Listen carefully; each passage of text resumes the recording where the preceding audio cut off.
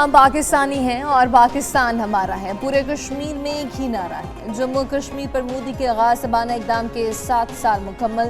یوم استحصال کشمیر پر پاکستان سمیت دنیا بھر میں مظاہرے۔ اسلام آباد، لاہور، کراچی، کوئٹہ، پشاور اور دیگر شہروں میں مظاہرے۔ 5 اگست 2019 کو بھارت نے مقبوضہ جموں کشمیر میں یک طرفہ طور پر آرٹیکل 370 کا خاتمہ کیا۔ مقبوضہ کشمیر کی خصوصی آئینی حیثیت ختم کی گئی۔ غیر قانونی قبضہ برقرار رکھنے کے لیے جموں کشمیر کو دنیا کی سب سے بڑی جیل میں تبدیل کر دیا گیا۔ مقبوضہ کشمیر میں سیاسی رہنماؤں کی نظر بندی اور قید کا سلسلہ جاری۔ بھارتی افواج مقبوضہ کشمیر میں ہزاروں بے گناہوں کو شہید اور زخمی کر چکی۔ غیر قانونی اقدام کو کشمیریوں سمیت پاکستان نے یکسر مسترد کر دیا۔ پاکستان کا بھارتی غیر قانونی زیر قبضہ کشمیر کی عوام سے اظہار یکجہتی۔ صدر مملکت اور وزیر اعظم کے یوم استحصال کشمیر پر پیغامات۔ صدر آصف علی زرداری نے کہا کہ کشمیریوں کی بہادری، ثابت قدمی اور جد و جہد کو خراج تحسین پیش کرتے ہیں۔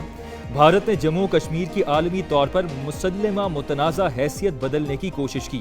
یہ اقدامات اس تنازع کی قانونی حیثیت بدل سکتے ہیں، نہ کشمیریوں کے عزم کو متزلزل کر سکتے ہیں۔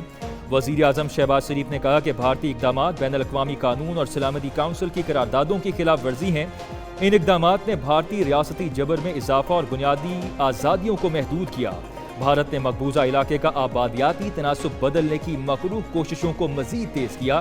جنوبی ایشیا میں امن و استحکام کے لیے مسئلہ کشمیر کا حل ضروری ہے۔ پاکستان کشمیری عوام کی سفارتی، سیاسی اور اخلاقی حمایت ہر سطح پر جاری رکھے گا۔ جنوبی ایشیا میں پائیدار امن اور استحکام کا انحصار مسئلہ جموں کشمیر کے منصفانہ اور پرامن حل پر ہے۔ Field marshal Syed Asim Munir, air chief marshal Zaheer Ahmed Babar Sidhu اور نیول چیف ایڈمرل نوید اشرف کا یوم استحصال پر مقبوضہ کشمیر کے عوام سے اظہار یکجہتی۔ ISPR کے مطابق مسئلے کا حل کشمیری عوام کی امنگوں اور اقوام متحدہ کی سلامتی کونسل کی قراردادوں کے مطابق ہونا چاہیے۔ بھارت کے اشتعال انگیز بیانات اور جارحانہ طرز عمل خطے میں عدم استحکام کو مزید بڑھانے کا سبب بن رہے ہیں۔ مقبوضہ کشمیر میں بھارتی فوجی محاصرہ، انسانی حقوق کی سنگین خلاف ورزیوں پر اظہار تشویش۔ مقبوضہ کشمیر کے علاقے کی آبادی کا تناسب تبدیل کرنے کی کوششوں پر شدید تشویش کا اظہار۔ کشمیریوں کی آزادی کے جائز اور برحق جدوجہد میں شانہ بشانہ کھڑے رہنے کے عزم کا اعادہ۔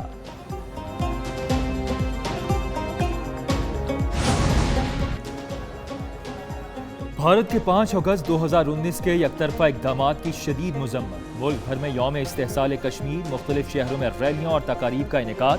اسلام آباد میں وزارت خارجہ کے زیر اہتمام ریلی، ترجمان دفتر خارجہ طاہر حسین اندرابی اور دیگر کی شرکت۔ شہریوں کی بڑی تعداد نے بھی ریلی میں شرکت کر کے کشمیریوں سے اظہار یکجہتی کیا۔ ریلی کے موقع پر 1 منٹ کی خاموشی بھی اختیار کی گئی۔ وفاقی وزیر امور کشمیر انجینئر امیر مقام نے خطاب میں کہا کہ بھارت نے کشمیر کی خصوصی حیثیت ختم کر دی۔ کشمیریوں اور پاکستان نے بھارتی اقدام کو مسترد کیا۔ یہ یک طرفہ اقدام قابل قبول نہیں ہے، اسے نکالنا ہوگا۔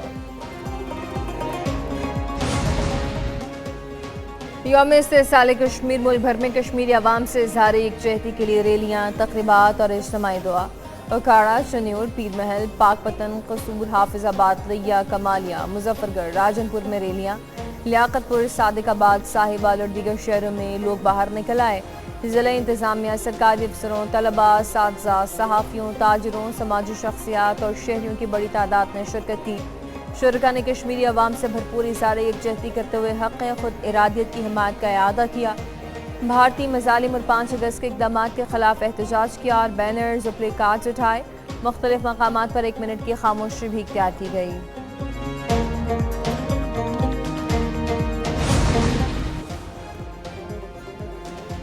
ڈیرہ بگٹی میں یوم استحصال کشمیر کے موقع پر ضلع انتظامیہ کے زیر اہتمام ریلی، قبائلی عمائدین، سرکاری افسروں اور شہریوں کی بڑی تعداد نے شرکت کی۔ شرکا نے کشمیری عوام سے اظہار یکجہتی کرتے ہوئے حق خود ارادیت کے حق میں نعرے لگائے اور پلے کارڈز اٹھائے۔ مقررین نے کشمیری عوام کی اخلاقی، سیاسی اور سفارتی حمایت جاری رکھنے کے عزم کا اظہار کیا۔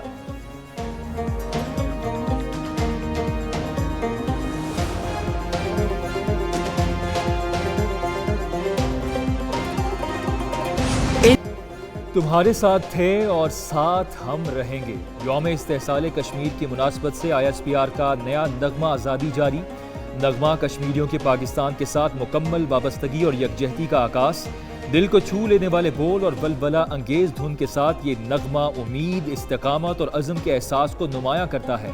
نغمے میں اہل کشمیر کی ثابت قدمی، امید اور اپنے حق کے لیے جاری جدوجہد کو خراج تحسین پیش۔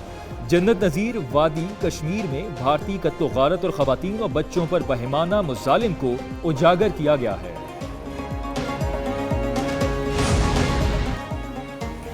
مقبوضہ بیت المقدس میں اسرائیلی اقدامات بین الاقوامی قوانین کی خلاف ورزی ہیں۔ مسجد الاقصیٰ میں انتہا پسند اسرائیل کی دراندازی کی مذمت کرتے ہیں۔ نائب وزیر اعظم اسحاق ڈار کا اردن کے دارالحکومت عمان میں وزارتی کانفرنس سے خطاب، کہا پاکستان ہمیشہ آزاد فلسطینی ریاست کی حمایت کرے گا۔ مقبوضہ مشرقی بیت المقدس پر اسرائیل کی خود مختاری نہیں ہے۔ غزہ میں انسانی صورتحال انتہائی ابتر ہوتی جا رہی ہے۔ غزہ کے عوام کو خوراک اور پانی کی شدید قلت کا سامنا ہے۔ عمان میں R4 گروپ کے وزراء خارجہ کا اجلاس بھی ہوا۔ پاکستان، سعودی عرب، ترکی اور مصر کے وزراء خارجہ کی شرکت۔ 1967 کی سرحدوں کی بنیاد پر آزاد فلسطینی ریاست کے قیام کی حمایت کا اعادہ۔ نائب وزیر اعظم اسحاق ڈار سے مصر، الجزائر اور ترکی کے وزراء خارجہ کی ملاقاتیں بھی ہوئیں۔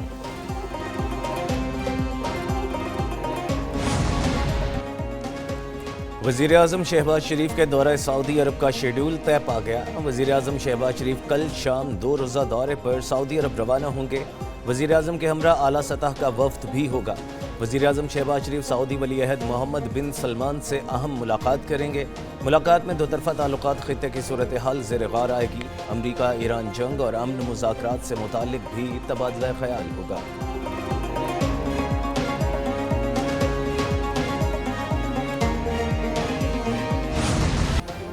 پاکستان اور امریکہ کا دہشت گردی کے خلاف تعاون مضبوط بنانے پر اتفاق۔ ترجمان دفتر خارجہ کے مطابق واشنگٹن میں پاکستان اور امریکہ کے درمیان انسداد دہشت گردی مذاکرات کا چوتھا دور ہوا۔